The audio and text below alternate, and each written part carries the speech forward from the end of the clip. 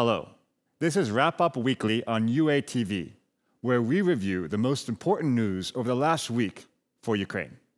Russian bases are burning, both in the occupied territories and deep inside Russia. How did Moscow answer? You can probably guess. A make or break summit for NATO wrapped up in The Hague. What spooked allies going in, and were the problematic issues resolved? Ukraine keeps cranking out homegrown weapons. Could this be decisive for the direction of the war? A week of explosions at strategic Russian enterprises. According to the Center for Countering Disinformation, Ukrainian drones hit the Azov product refinery in Azov, Russia. Explosions also occurred near a plant manufacturing components for control systems and combat drones in Tenagorg. That factory produces gear for Orion drones as well as FPV electronics. It is a key hub in Russia's military-industrial complex, specializing in components for combat drones and control systems. It is involved in projects related to the production of Orion drones, electronic warfare systems, and digital integration for strike FPV drones and loitering munitions. Andriy Kovalenko, head of Ukraine's Center for Countering Disinformation, on Telegram. Intelligence reports indicate that the strike hit a Russian logistics hub, a warehouse stacked with missile fuel and other petroleum stocks. Neighbors filmed a string of blasts and a fireball that swallowed an oil depot. The work was done by Bober drones, Ukraine's long-range UAVs, built to reach deep inside enemy lines. Russian forces are also taking fresh hits. In occupied Crimea, ghost drones from Ukraine's defense ministry wrecked 4 S-400 Triumph radars and a launcher, equipment Moscow can't replace quickly. Those radars use custom microchips, which Russia can't mass produce. Moscow's answer? The usual: strikes against civilians. An overnight drone and missile attack here in Kyiv killed 7 people and wounded 25 early Monday morning. An apartment block was hit, and fires started in residential areas. An important detail: the entrance of a metro station that functions as a bomb shelter was also hit by a kamikaze drone. Think about that. An attack drone aimed at the very place people were hiding. That is clearly nothing but another deliberate terrorist attack. 4 children were among the wounded. It is nothing new to us in Ukraine. We have been through it since 2014, and today the Russian style is unchanged: to hit where there may be people. Timur Tkachenko, head of Kyiv's military administration, on Telegram. And this is Tuesday in Sumy. The Verny Severovetsky community was hit by a wave of kamikaze drones. 1 street, multiple families. A child was among the dead. 3 survivors were pulled from the rubble. 1 was in serious condition. About 15 houses were burning at the same time. The enemy continues its actions to destroy the civilian population, and the war actually against our civilian infrastructure and civilians. The enemy struck one of the settlements and took the lives of an 8-year-old boy, a man, and a woman. My condolences to the families and loved ones of the victims. And this is the city of Dnipro, after another Russian attack against civilians.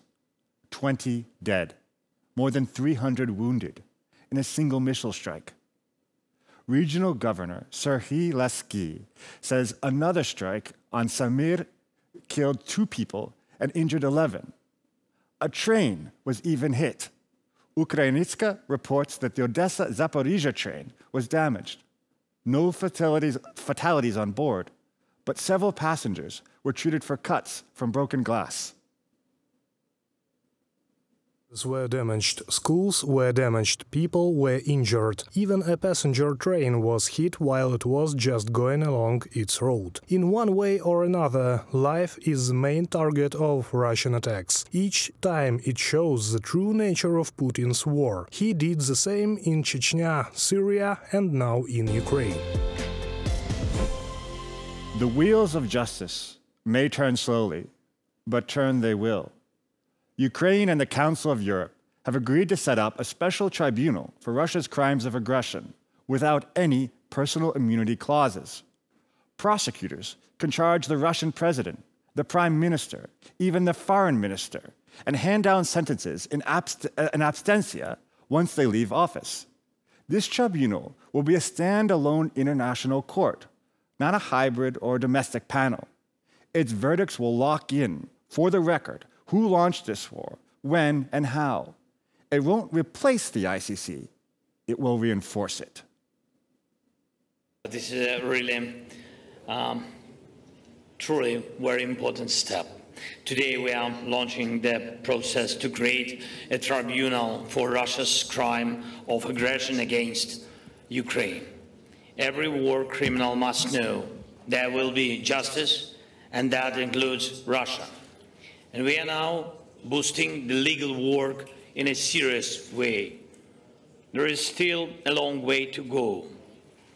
Politically, we have already made big progress, and I'm grateful to the Committee of Ministers, to the Council of Europe, and to everyone showing leadership. It took more than 3 years to go from the idea being proposed to the signing. 3 years spent hammering out jurisdiction and fine print with every partner at the table. Up next, a closer look at how the tribunal was built and how it will work. A new international special tribunal could bring those responsible for the war against Ukraine to justice. According to Ukraine's presidential office, the tribunal's rules do not mention immunity for officials, meaning even top leaders like Putin, Lavrov, or Mishustin can be investigated. The tribunal will also look into the roles of leaders from Belarus and North Korea. This tribunal will have international status and be independent, based on Article 8 of the Rome Statute, which defines war crimes under the International Criminal Court. It will also include rules about the crime of aggression, based on a UN General Assembly resolution. Investigations will be conducted against Putin, Lavrov, and Mishustin. Immunity is not an obstacle. The tribunal's draft provides for the possibility of preparing an indictment, although the court will not be able to bring charges or issue an arrest warrant until immunity is lifted. From the Deutsche Welle publication, the biggest challenge is the question of the effectiveness and impact of implementing decisions. Essentially, how effective this special tribunal will be in its rulings, especially against the aggressor criminals. War is a crime of aggression and a crime against peace, as defined by the 1945 to 1947 tribunal. The main issue is the strength of the tribunal's jurisdiction. That is probably the most important and primary challenge. What's important is that the special tribunal isn't just about punishing those who started the war against Ukraine. It also aims to provide compensation for the damage caused by Russia since the beginning of the aggression in 2014. That includes redirecting frozen Russian assets to pay for damages. The Special Tribunal doesn't undermine the International Criminal Court. It complements it. Both proceedings can run in parallel, and if a suspect is transferred to the ICC, the tribunal's process is paused. The creation of the Special Tribunal offers a chance for the first official international recognition of the crime of aggression by Russia, dating back to 2014. Its indictments will form the legal truth about who started this war, when, and how, just like Nuremberg did. Irina Mudura, deputy head of the Office of the President of Ukraine on Facebook. The first steps toward creating the special tribunal were taken almost 6 months after Russia's full-scale invasion of Ukraine began. On November 21, 2022, the NATO Parliamentary Assembly recognized Russia as a terrorist state. In July 2023, the OSCE Parliamentary Assembly designated Russia as a state sponsor of terrorism and labeled the Wagner Group a terrorist organization. In November 2023, the Ukrainian parliament established a registry of damages caused by Russia. In April 2024, over 40 countries signed a declaration supporting the creation of a special tribunal to hold Russia accountable for war crimes against Ukraine. And in August 2024, the Ukrainian parliament ratified the Rome Statute of the International Criminal Court, along with its amendments. We are now at a stage where the process is moving from the preparatory and political phase into legal and practical steps toward establishing the tribunal. I don't think it will be fast or happen all at once. Each participating country will need to ratify its involvement through their respective parliaments. But it is crucial for Ukraine at this point to advocate strongly, especially through bilateral agreements, to ensure that this issue doesn't get pushed into the distant future. Russia continues to destroy Ukrainian towns and villages and to kill civilians. In April 2025, during an interview with CBS, President Volodymyr Zelensky stated that since the start of Russia's full-scale invasion, more than 13,000 civilians, including about 600 children, had been killed. These are official figures gathered by Ukrainian law enforcement within territories under Kyiv's control. There's no data on the crimes committed by the Putin regime in the territories temporarily occupied by Russia. Reported by Larisa Petruk, UATV News. Now to this week's big other international story, the NATO summit in The Hague. Nerves were high going in. Bloomberg even warned that the alliance was on the verge of collapse. The agenda was loaded. Donald Trump, still a NATO skeptic, once nearly pulled the U.S. out of the 2018 Brussels summit. Several members balked at raising defense spending to 5% of GDP, and the alliance still had to agree on a response to Russia's war in Ukraine. Each point pulled the room in a different direction. Trump prioritizes spending targets, while Ukraine's closest friends demand a tougher line on Moscow. New Secretary General Mark Rutte tackled Ukraine first, meeting with President Zelensky, who arrived promising unprecedented financial support. We have an important summit coming up, including important decisions on Ukraine, which is really building on Washington, the summit last year, where we decided that there is this irreversible path for Ukraine into NATO. And we're building that bridge as we speak. I made yesterday an announcement that European and Canadian allies have now pledged more than 35 billion euros in support for Ukraine, which is more than last year, because last year, for the full year, it was over 50 billion. Now, before the 1st of July, it is already 35 billion. So we can safely assume that for the full year, it will be more than last year. Zelensky also sat down with Trump. After that White House dust-up and a few canceled encounters, many were apprehensive. But the hour-long meeting was without incident. It was very nice, actually. You know, we had little rough times sometimes. He was couldn't have been nicer. I think he'd like to see an end to this. I do. I think what I took from the meeting couldn't have been nicer, actually. But I took from the meeting that he'd like to see it end. I think it's a great time to end it. I'm going to speak to Vladimir Putin and see if we can get it ended. By the end of the summit, allies cracked the toughest issue on the table. All NATO members, besides Spain, pledged to lift defense spending to 5% of GDP by 2035. With this plan, allies have agreed to invest 5% of GDP in defense. This is a significant commitment in response to significant threats to our security. It includes at least 3.5% of GDP invested in core defense requirements, a benchmark that until today was set at 2%. A target that I'm pleased to say all allies will now meet this year or have already met. The 3.5% is to fund our militaries and the equipment they need, from our air defenses to ammunition, drones, tanks, troops, and more. In addition to the 3.5% for core defense, the plan includes 1.5% of GDP that will go towards investment that support our defense and security. Ukraine plans to export its own military tech, drones, missiles, maybe even artillery, by setting up production lines in partner countries. President Zelensky told reporters that firm leads so far have been established with Denmark, Norway, Germany, Britain, and Lithuania. He added that Ukraine has raised $43 billion for its defense industry this year alone. We have launched the Build with Ukraine program, and in the summer we will sign relevant agreements to begin exporting our technologies abroad in the format of opening production lines in European countries, and perhaps not only in those countries that help us, that finance the production of drones and start financing the production of missiles in Ukraine. Volodymyr Zelensky, President of Ukraine, during a press conference.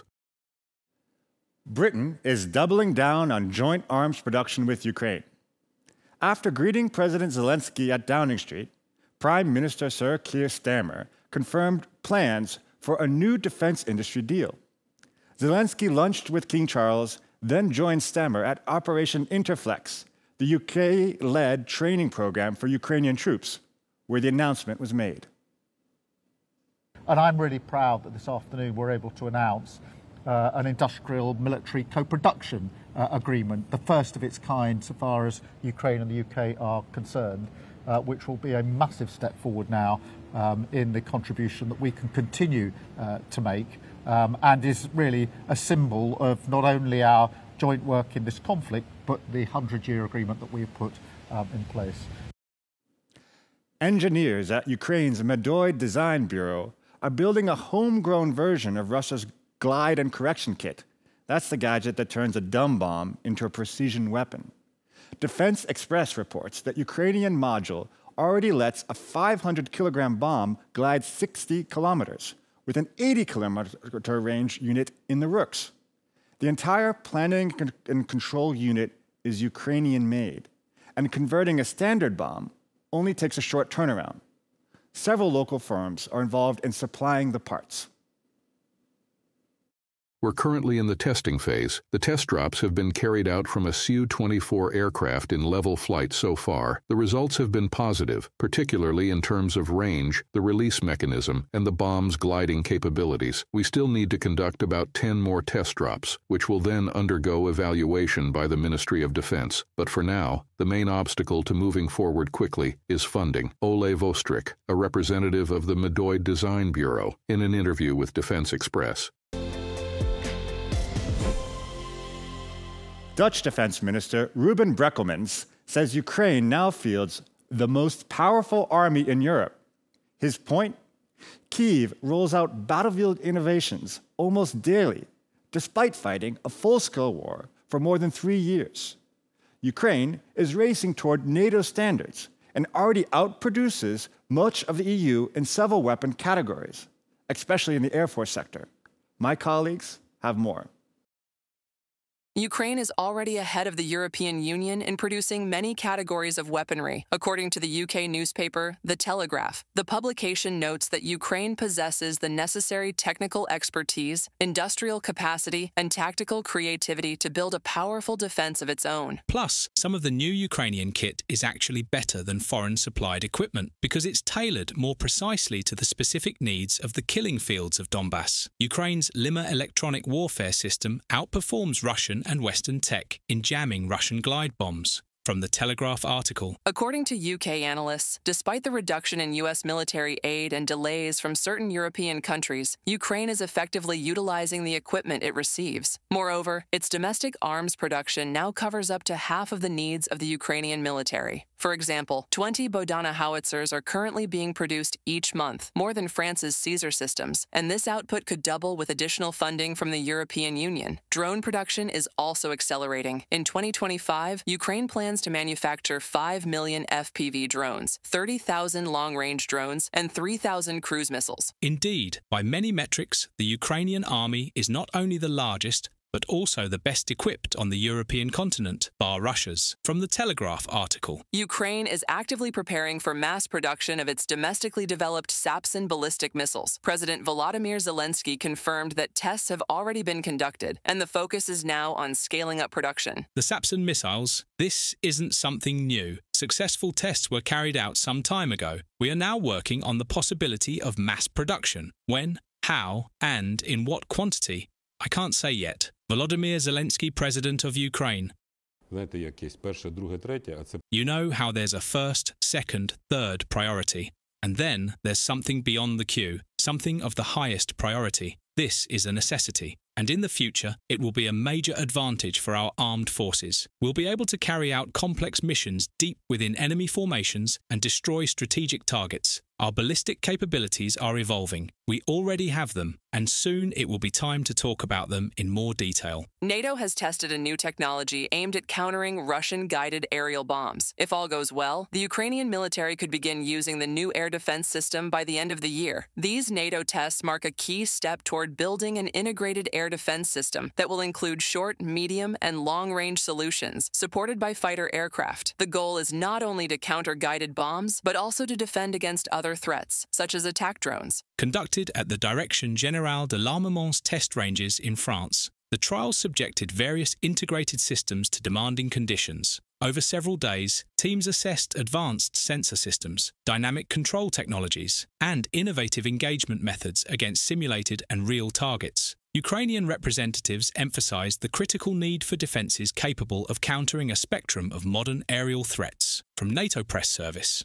NATO aims to significantly strengthen Ukraine's air defense before the end of this year, according to an official statement. Engineers at the German defense company Diehl Defense are already working on upgrades to the Iris-T air defense system. Plans include equipping the system with artificial intelligence to enable interception of both ballistic and hypersonic missiles. Developers also aim to fully automate operations so the system can rapidly change positions. Reported by Victoria Smirnova, UATV News.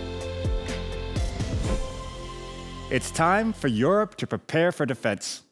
Finland, Estonia, Latvia, Lithuania, and Poland plan to lay mines along their border with Russia and Belarus once they quit the Ottawa Convention for good. Formal notice to the UN is next. After that, they'll be free to make, stockpile, and deploy the mines.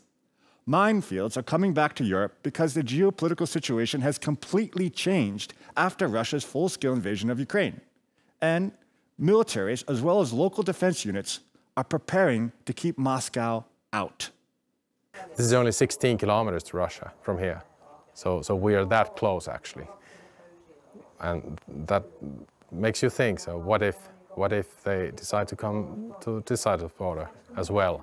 Just like they went to Ukraine, without telling, or just like they came here in 1939. President Zelensky warns Moscow could test NATO within 5 years, maybe sooner. His message in The Hague: Europe has to hike defense budgets now and build a force that shatters Russia's illusion that war here pays. Yulia Haranskova picks up the story. President Volodymyr Zelensky is convinced that Vladimir Putin is preparing for an attack on NATO countries. For now, due to the ongoing war against Ukraine, he lacks the necessary resources for such aggression. But over time, the Kremlin dictator's plans may become reality. We believe that starting from 2030, Putin may have far greater capabilities. Today, Ukraine is holding him back. He has no time to drill his army. For an attack on NATO, Putin needs a pause. He needs sanctions lifted, and he needs a well-trained military. Russia was named the most significant and direct threat to NATO security by the alliance's Secretary General Mark Rutte. That is why strengthening defense capabilities and ramping up the production of modern weaponry is crucial, meaning increased investments in defense. NATO members have expressed readiness to raise defense spending. However, reaching the declared benchmark of 5% of GDP will not happen quickly. Germany plans to boost its defense budget by more than 2/3 by 2029, from 95 billion euros to 162 billion euros, surpassing France and the United Kingdom. Paris aims to raise its military budget to between 3% and 3.5% of GDP by 2030, while the UK is expected to reach its target only by 2035. But the UK's progress is much slower than Germany's.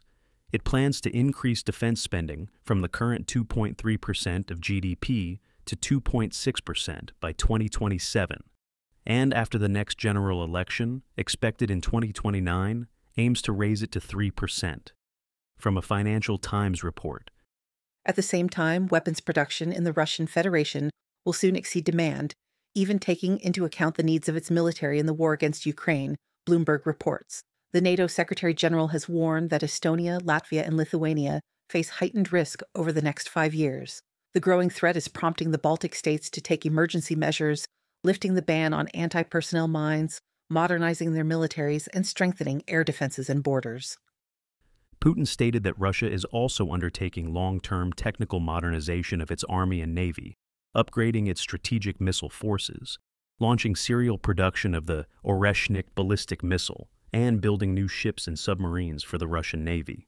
Russia's military reforms, especially along its border with NATO, demonstrate long-term preparation for a potential future conflict with the alliance.